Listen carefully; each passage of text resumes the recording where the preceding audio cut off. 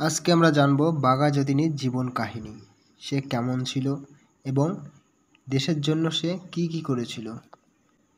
বাঘা যতীনের আসল নাম ছিল যতীন্দ্রনাথ মুখোপাধ্যায়। তিনি জন্মগ্রহণ করেছিলেন 1879 খ্রিস্টাব্দে 7 ডিসেম্বর নদিয়া জেলার কুষ্টিয়া শান্ত কয়া গ্রামে, এবং সেটাই ছিল তার মামার বাড়ি। সেখানে তিনি জন্মগ্রহণ করেন। বর্তমানে এই কয়া গ্রামটি বাংলাদেশের অন্তর্গত। তার পিতার নাম ছিলেন উমেশচন্দ্র বন্দ্যোপাধ্যায় এবং মায়ের নাম ছিলেন শরৎসতী দেবী।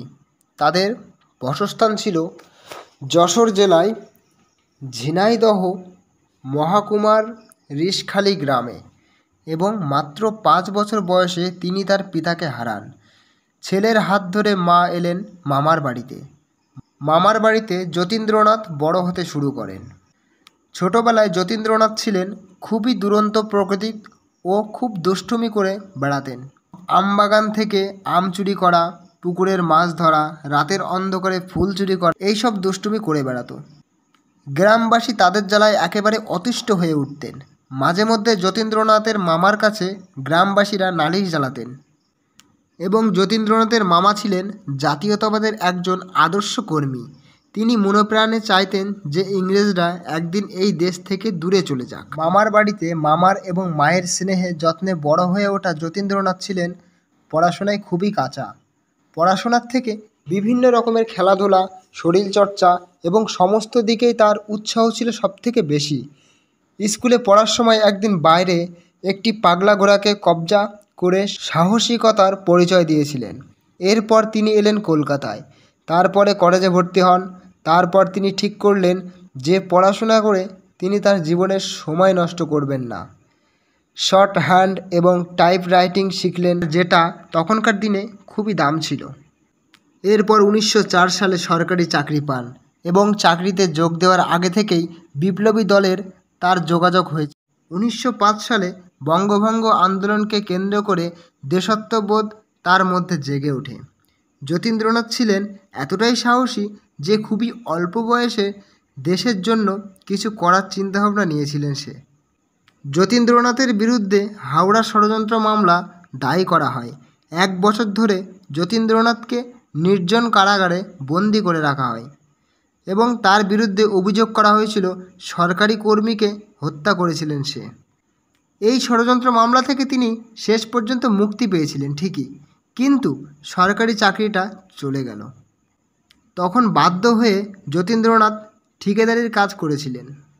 যখন প্রথম বিশ্বযুদ্ধ শুরু হয়, তখন নিজেকে প্রস্তুত করার জন্য জার্মানি ও জাপান থেকে অস্ত্র আমদানি করে।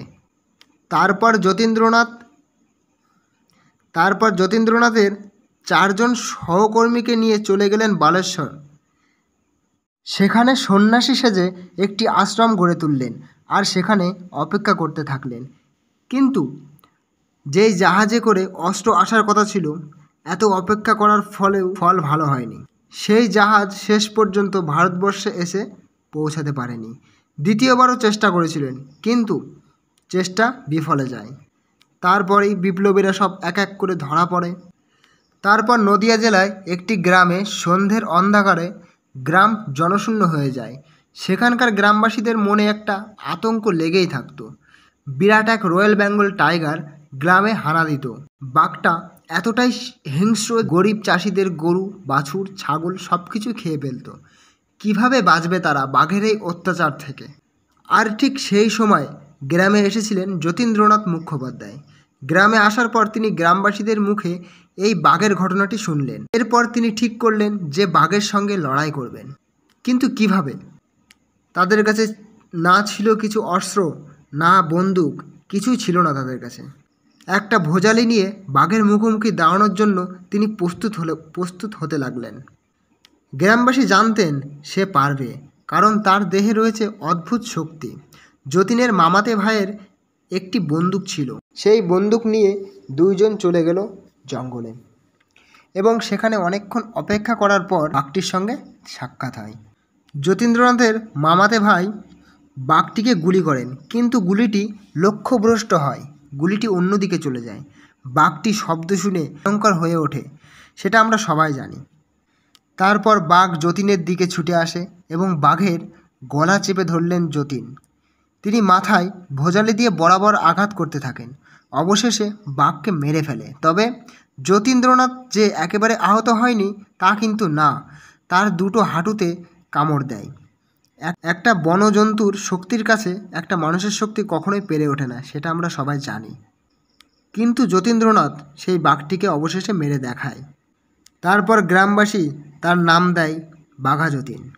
বাঘাযতীন যখন খুব গুরুতর আহত হন তখন বাঘাযতীনকে হাসপাতালে নিয়ে যাওয়া হলো এবং তিনি সেখানেই শেষ নিঃশ্বাস ত্যাগ করলেন।